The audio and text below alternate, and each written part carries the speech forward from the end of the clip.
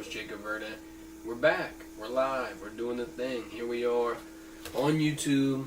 We'll be continuing to do these Monday, Wednesday, Friday streams. You know, during the summer, during the off season, not a lot to talk about. You gotta wait for these big breaking news moments. And man, today, right before stream, we got one. Is it LSU related? No. It's sports related though, and everybody cares about sports. So let's go ahead and dive right into this one. Dan Hurley staying at UConn. I'll give you a little bit of a preview of the stream first before we just go willy-nilly and jump right into this Dan Hurley situation. So first things first, we're going to be breaking down the Manning Passing Academy. We'll give you a little bit of preview of who's going to be there, who we're going to interview, what to expect. Some people don't know what the MPA is. We've covered it for a few years here on this program, so I know some of you might know, but we're going to refresh your memory. If not, then we're going to dive into Jay Johnson's press conference tomorrow, what to expect from that, things that I'm going to be looking out for, as well as the coverage that we're going to have from it. And, you know, John Emery back. We're going to talk about that. Of course, we didn't forget. And then we're going to end things off with the LSU football recruiting update that everybody has been waiting on. Nakoria Moore came to campus. How'd it go? Is he going to come back? Did LSU do enough to get that commitment once again from the number one wide receiver in the 2025 class? Well, stick around. We'll break it down, and I will let you know. First things first, I kind of jumped the gun a little bit. Kind of got a little too excited. Dan Hurley staying at UConn. So what are the Lakers going to do? You know, you hear the rumors of maybe J.J. Redick will be their coach, and it seems like the coaching carousel in Los Angeles is never stopping, never ending. You know, you can kind of credit that to the pressure and the huge market that they have. We can also maybe credit it to the fact that LeBron James is there. LeBron James sometimes has a little bit of pull. But, you know, I'll keep this pretty brief. Dan Hurley rejected a 6-year, $70 million contract. I'm sure, you know, there's a possibility he could change his mind in here, but all in all, according to Woj, according to many NBA insiders, it seems to be final. It seems to be, you know, what kept Dan at UConn is the fact that he could develop a historic program. He could get that, you know, record-breaking third straight NCAA championship at UConn, and you know he has that vision. He has that culture vision. He was swept away by the Lakers' offer, but they just could not do enough to get him out of college. And I think that, you know, college coaches standing ground and avoiding the professional contract is becoming a little rare. You know, you see the college football national champion in Michigan lose their head coach to the NFL. Jim Harbaugh goes to the Chargers. So, you know, this move right here of Dan Hurley saying, no, I'm going to stick around and I'm going to reap the benefits of what I've been, you know, planning and growing and constructing here at UConn. I'm sure a lot of Michigan fans would have wished to hear the same thing from Harbaugh. But, yeah, Hurley staying at UConn. If they get that third championship, it all makes sense. If they don't, then you're going to have some people confused. All in all, though, he's still going to be one of the NCAA's highest paid coaches. So, I mean, the money obviously wasn't a big thing. Maybe he's not swayed by the West Coast lifestyle and just that whole overall, you know, culture. But that's an interesting way to open up this show. We just talked about the summer, dead period, not much going on. When you have a moment like that, where potentially one of the greatest players in LeBron James has arguably one of his best coaches ever. Dan Hurley and LeBron could have been very interesting to watch. Instead, now the Lakers are going to have to kind of go back to the drawing board. I'm sure that they have a backup plan. I'm sure that, you know, it may or may not be J.J. Redick, but whatever it is, it'll be very, very interesting. Moving on, we gave you the show layout. Manning Passing Academy, Jay Johnson press conference preview. John Emery's back, LSU football recruiting update. Let's move into the first one, the MPA. What is the Manning Passing Academy? Well, it is probably my favorite football camp in the entire world. Not even going to just narrow it down to the United States. I'm going to go ahead and just say the whole world. Nobody's doing it like the Mannings are doing it in Thibodeau. A little close to home, shout out. But they do it at Nicholls State University. They bring pretty much the best quarterbacks in college football to coach kids, whether you be a quarterback, running back, tight end, wide receiver, just kids of all skill positions on the offensive side of the ball. And it's interesting because you get to see all of the star power there. You get to see, you know, the future greats. You get to see the past greats and the Mannings, and then you get to see the kids who, are looking up to the younger guys as well as the Mannings and just soaking everything up. It's a pretty cool environment. But the coaches that will be there this year, Garrett Nussmeier from LSU, Quinn Ewers from Texas, Will Howard from Ohio State, Carson Beck from Georgia, Jalen Milroe from Alabama, Graham Mertz from Florida, Dylan Gabriel from Oregon, and of course Peyton and Eli Manning will be there as well. We're going to get interviews from every single one of them. We're going to have a lot of interesting questions to ask. We're going to kind of try to pick the brain of some of the bigger SEC quarterbacks, whether it be a Carson Beck, a Jalen Milroe, Quinn Ewers now. Welcome to the SEC.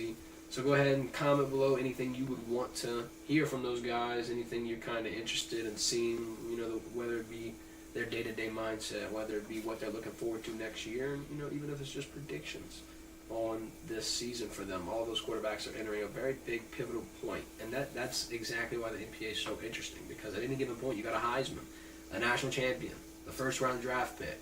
You got it all over there. It's always, I guess one of those it's one of those situations where you see the legends giving back, and then they get to inspire and light that fire in the youth. This whole generation, it looks up to the people that are in the now. And I think that the Mannings do a very good job of bringing that to the younger generation and just kind of having them slow things down, keep it strictly football. It ain't really like, a glamorous camp in a sense where they're not getting all kind of free things and they're not doing this and that with cameras and autographs and what have you. It's just strictly football, lighting a fire, keeping things traditional, and I think that's kind of why it wins the heart of everybody that goes over there. But like we said, Quinn Ewers, Will Howard, Carson Beck, Jalen Milroe, Graham Mertz, Dylan Gabriel, and of course Garrett Nussmeier interviews coming soon at the end of the month or on June 27th. The camp will end on June 29th, but on June 27th we'll be doing all those interviews, getting all that content for you. And like we said, hit the comments below, let us know what you want to hear, and be on the lookout for that, because that'll be a pretty big moment here during this summer as we're kind of waiting for LSU football camp to open up, as we're kind of waiting for the summer workouts to get into full gear. We get a little glimpse here and there, we kind of get to see some things, but all in all it'll kind of be closed off towards the end of July. So we'll take every moment we can get to be able to get some access and be able to talk to guys like Nussmeier, talk to some of the opponents that LSU is going to be able to play, just to kind of gauge what the overall pulse is on the program. How are they doing this summer, but more importantly also, what do people think about them? What are their opponents thinking about them? How are they game planning for a team that, turned over both coordinators, that is in a situation where they're going to have to prove some people wrong. They're going to have to, shut down a lot of doubters, because there's going to be a lot of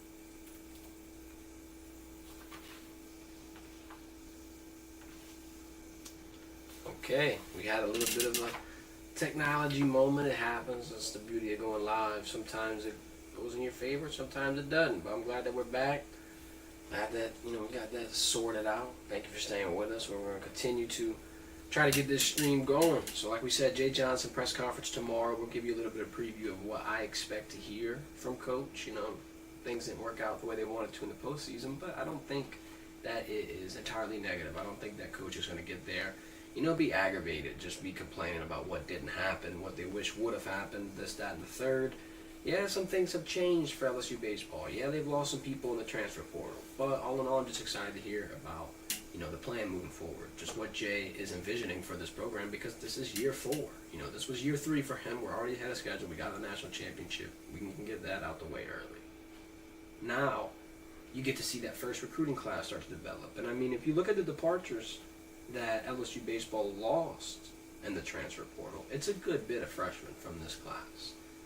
I'll kind of, break down the 7 that we have here listed, and I'm sure more will be added to this list probably by the time you're watching this, if you're watching it after it's live. But Cam Johnson, left-handed pitcher; Aiden Moffitt, right-handed pitcher; Micah Buckman, right-handed pitcher as well; Zeb Ruddle, Derek Mitchell, Nick Bronzini, Austin Rowling. And, these names, you got a couple of big pieces in here that you would have liked to see develop at LSU, and you would have liked to see their career pan out. But all in all, it's nothing that's going to break their back. It's nothing that's going to have you, what are we going to do moving forward? You still got Monster Milam. You still got all these pieces. Really, the only 2 things you're going to want to hear from Jay is the plan moving forward. Like, is it going to be like you see on Twitter, and it's Angry Jay in the portal, and he's going to get everybody, and he's going to get suited up to make sure that there's never a premature postseason departure for LSU baseball again. Then, the second thing that we want to hear is any type of clarification on these major leaguers and if they're going to go play Major League Baseball, if they're going to stay back at LSU. You know, of course, you see Tommy Tanks. I mean, there's no way he comes back. First round grade, wouldn't even think about it. But players you could see return, whether it be Broswell, a Guidry, players of that nature.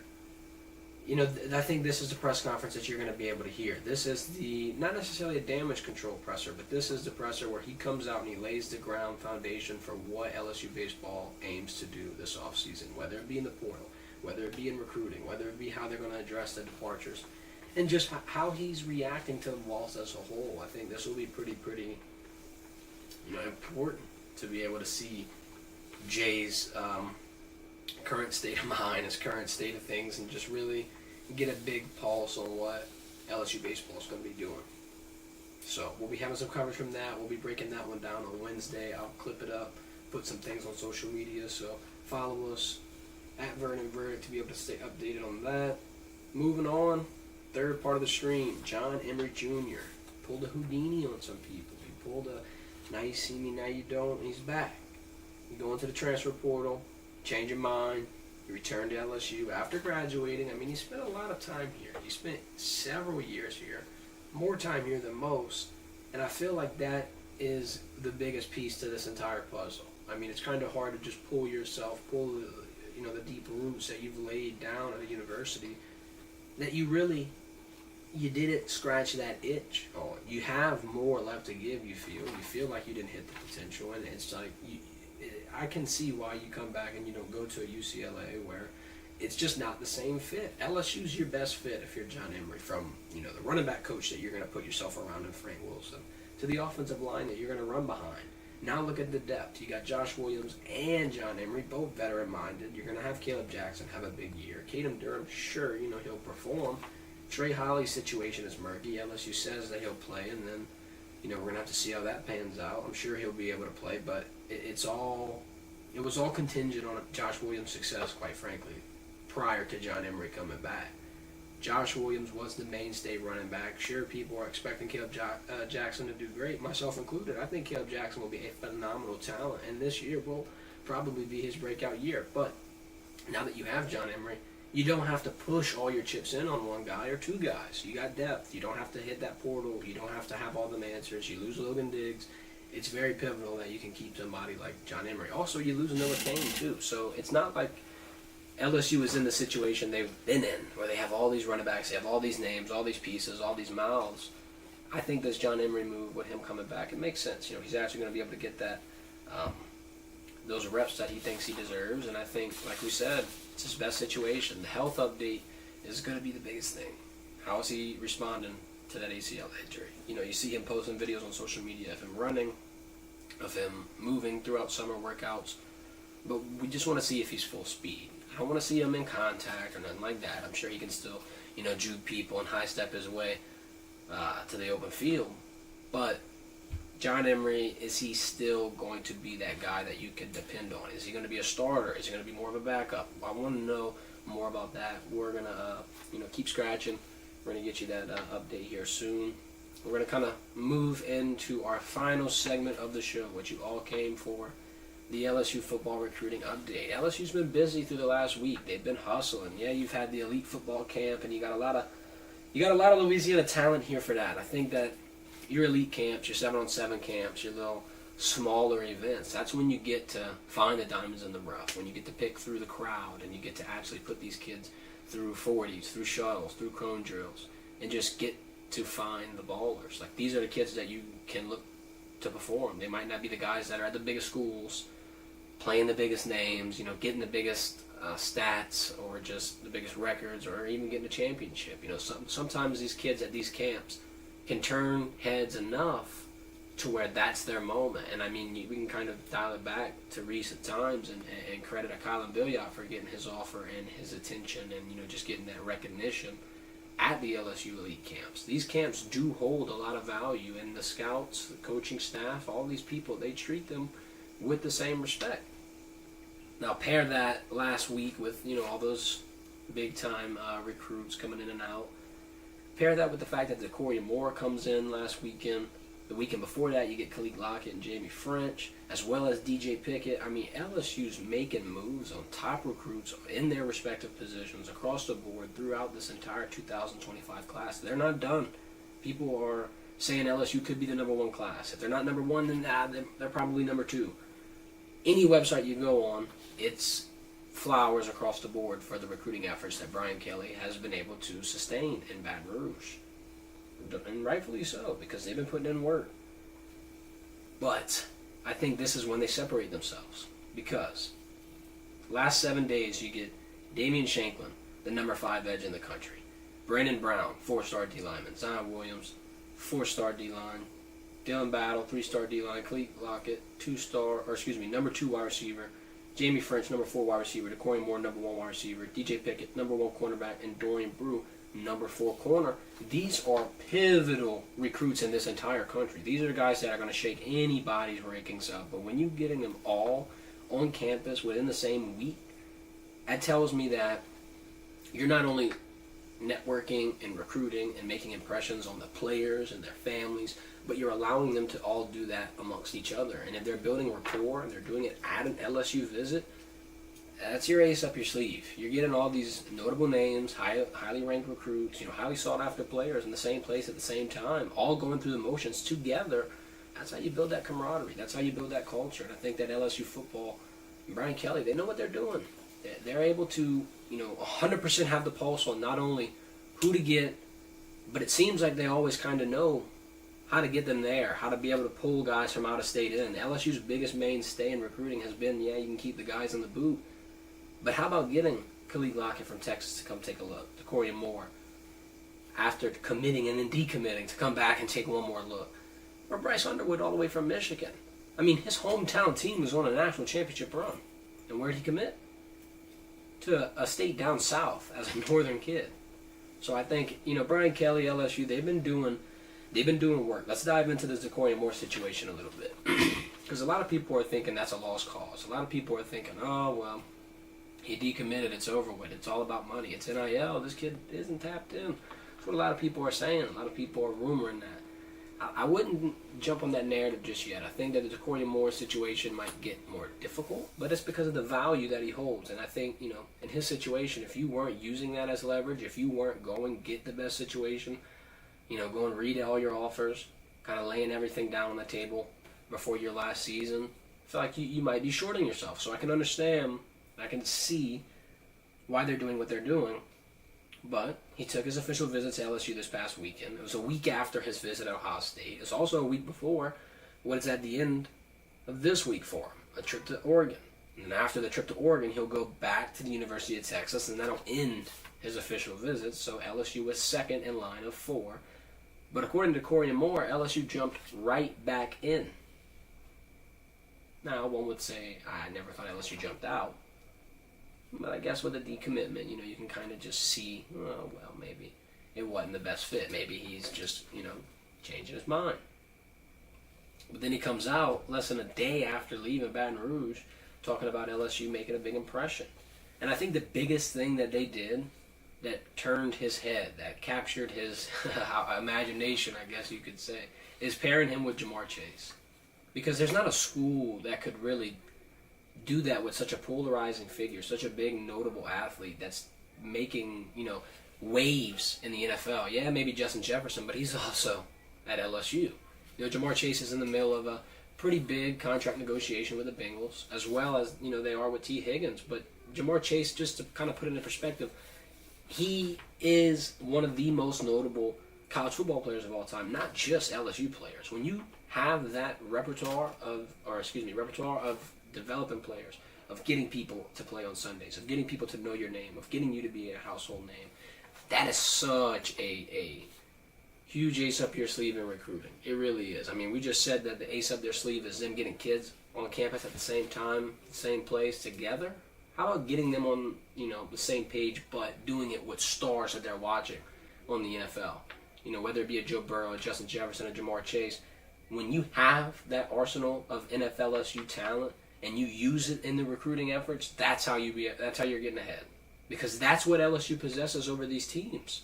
I think if you're looking at Oregon, out of Texas, at Ohio State, yeah, they got players at the next level, and they even have players at the next level at the wide receiver position, but they have nobody at the next level that's shaking and moving like these guys are. Even the two wide receiver draft prospects that LSU just had, in Malik Neighbors and Brian Thomas Jr., are said to be the X factors for their team moving forward, and said to be, some of the best wide receiver prospects that we've seen. Malik Neighbors is turning heads. We just had a draft scout say, or not a draft scout, but an analyst say that he had the best practice as a Giants wide receiver had since Odell Beckham. That's insane to hear, because it's kind of just like, what that says to me is that it's not just, LSU stacking up all kind of wide receivers. What it's saying to me is that they're getting them ready to play instantly. It's not Jamar Chase, Malik Neighbors, Justin Jefferson get drafted, and years later they develop into a star. Most of these kids, most of these stars that we've seen from LSU have hit the ground running instantly. Joe Burrow going to a Super Bowl in his second year, Jamar going in his first year, Justin Jefferson's first contract extension makes him the highest paid non-quarterback in NFL history. And then the highest paid quarterback is Joe Burrow. So it's like, yeah, the NIL money's cool. Yeah, all this, short-term talk is fine. But LSU will put it into a long-term perspective for him to be able to realize. And I think that's what made LSU get back in the race, to quote DeCoria Moore. I think when you sit him down and you get the big picture and you tell him, look, DeCorian, it's not a you getting paid right now thing. It's not a you're walking into your visit and you see Lamborghinis rented from a dealership. No, we're going to pair you with an NFL star. This is a star. You're not renting this. You're not renting this talent. He's going to sign the contract. He's a top wide receiver. He's going to still be playing on Sundays, whether, you come here or not. And I think that message to DeCoria Moore, it just shows that LSU's ready and they're able to put people around him to get him into that position. I think that's the most interesting part about this recruitment. People want to bring up NIL. People want to bring up money. Let's look at what LSU's possessing that not a lot of schools are possessing, and it's star power. If you rely on that, if you push that the right way, that's the ace up the sleeve that LSU needs. And yeah, some schools like a Georgia or an Alabama, they can confront that. And Alabama's doing a great job right now with Kalen DeBoer in their recruiting efforts. They had a big offensive line commitment, and some people are saying Bama's back. And they could be, but I don't think LSU's win anywhere, especially in terms of recruiting. I mean, they're getting the Louisiana talent. Last cycle, 9 out of 10 top recruits stay. But they're also plucking that in out-of-state talent as well. LSU's getting the number one running back, number one quarterback, number one inside offensive lineman. One of those is from Louisiana, and Harlan Berry. They had the number one wide receiver, who's from Texas. They're recruiting him, as well as recruiting the number two wide receiver from Texas. You got number one corner, DJ Pickett, coming from Florida. You got the quarterback from Michigan. I mean, it's just, what more does Brian Kelly have to do to be able to prove to not just the recruits, not just the college football world, but just everybody in general that, this culture is a culture that is attracting champions and people that want to be at that next level performing, accomplishing dreams. I think that this is really the spot to be if that's your mindset. Everybody keeps saying keep the main thing.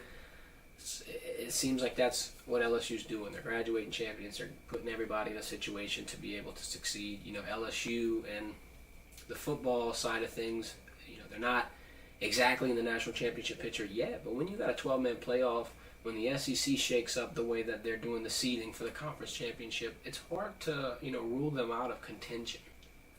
If we're picking 5 teams in the SEC, you'd be crazy to leave LSU out of the 5. A lot of people are going to put them at the bottom. I'd put them toward a 3. The only 2 teams that I could really legitimately take, serious over in LSU would be a Georgia and an Alabama. I'm not going to give Texas their just due yet. That's a tough schedule that they're going to have to bite through. The SEC, it brings the best out of you because you're getting slam, weeks in a row. It's going to be interesting. But, yeah, that's all the, I would say, recruiting news we have for you. DeCoria Moore, good impression at LSU. His mom, I would say this last thing about DeCordia Moore. His mom obviously is going to have a lot to do with the decision that he makes. You know, he wants to stay around family. He wants to be able to still have that connection. He's staying home in Texas, potentially University of Texas, this, that, and the third group in Austin.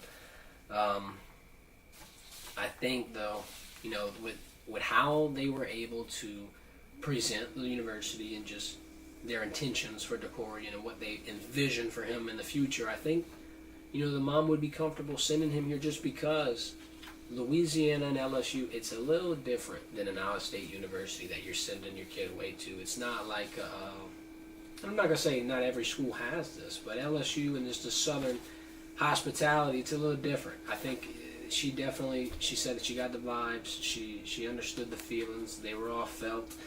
If there was a spot that she would have to send DeCordia to, whether it be all the way in Eugene, Oregon, all the way in Ohio, or about 5 to 6 hours away to Baton Rouge, it seems to be one of the more likely spots comparatively to how far everyone else is. I'm just saying, it's not out of the realm of possibility. It had a good impression on the mom. If it's really about staying close to family and just having that culture and that connection, I think LSU crosses all of those boxes. So I wouldn't rule them out of the DeCordia Moore race yet. It might be improbable, but I've seen crazier things happen in college football recruiting. So this has been the Verdin Verdict. We'll be going live again on Wednesday. Y'all be here. I'll put the stream out, and y'all can go in, you know, hit your notifications. Make sure to like the stream, though. Before y'all go out, hit the like button. Drop a comment. Let me know what you thought. Let me know what you want to hear. Thanks for tuning in. We'll be doing this Monday, Wednesday, and Friday. Hit the subscribe button so y'all don't miss it. Y'all have a good one.